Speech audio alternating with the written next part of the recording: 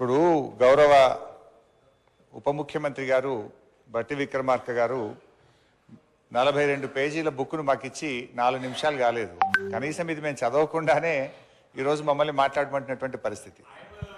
నిన్నటి నుంచి నేను మన అసెంబ్లీ సెక్రటరీ గారిని మీ ఆ కార్యాలయాన్ని కూడా ఈ సభలో నోటు మీరు ముందుగా ఇవ్వండి, అట్లీస్ట్ సభ్యులు ప్రిపేర్ అయ్యి రావడానికి ఉంటుందని చెప్తే ఈ నోటు ఈరోజు సభలో వారు లేచి మాట్లాడడం స్టార్ట్ అయిన తర్వాత మా చేతిలో పెట్టారు. Then how a member can speak on this అధ్యక్ష? భవిష్యత్తులోనైనా నేను మీతో కోరేది ఒకటే, అట్లీస్ట్ ప్రభుత్వం టేబుల్ మీద పెట్టేటువంటి పేపర్ను ముందు రోజు సభ్యులకు ఇచ్చినట్టయితే సభ్యులు ప్రిపేర్ అయ్యి రావడానికి ఉంటుంది. రెండవది అధ్యక్ష మీతో ఒక సబ్మిషన్. మీరు ఈరోజు కూడా కొత్త సభ్యులు 57 మంది ఉన్నారు, వాళ్ళు కూడా చక్కగా నేర్చుకోవాలి, సహకరించాలన్నారు. తప్పకుండా మేము సహకరిస్తాం. కానీ మీరు కూడా దయచేసి సభ్యుల హక్కులను కూడా కాపాడాలి. ప్రొటెస్ట్ అనేది మెంబర్స్ యొక్క రైట్. ప్రభుత్వం ఇచ్చిన సమాధానంతో సభ్యులు సంతృప్తి పడినప్పుడు ప్రొటెస్ట్ చెప్పే హక్కు సభ్యులకు తప్పకుండా ఉంటుంది.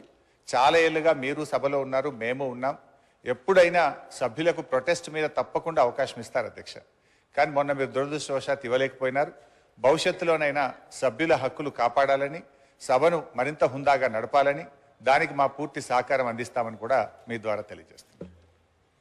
అధ్యక్ష, ఇకపోతే సబ్జెక్టులోకి పోతే ఈరోజు మాట్లాడతారా?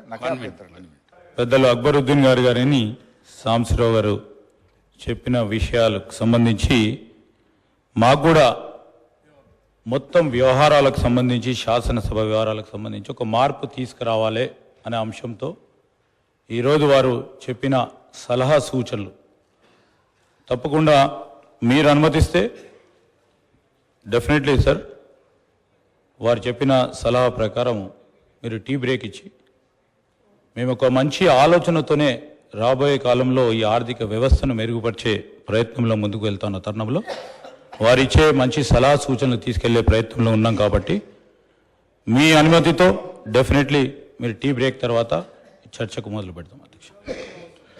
పెద్దల హరీష్ రావు గారికి అయితే అవసరం లేదు అధ్యక్ష, ఎందుకంటే వారు అనుభవజ్ఞులు, వారు మొత్తం ఆర్థిక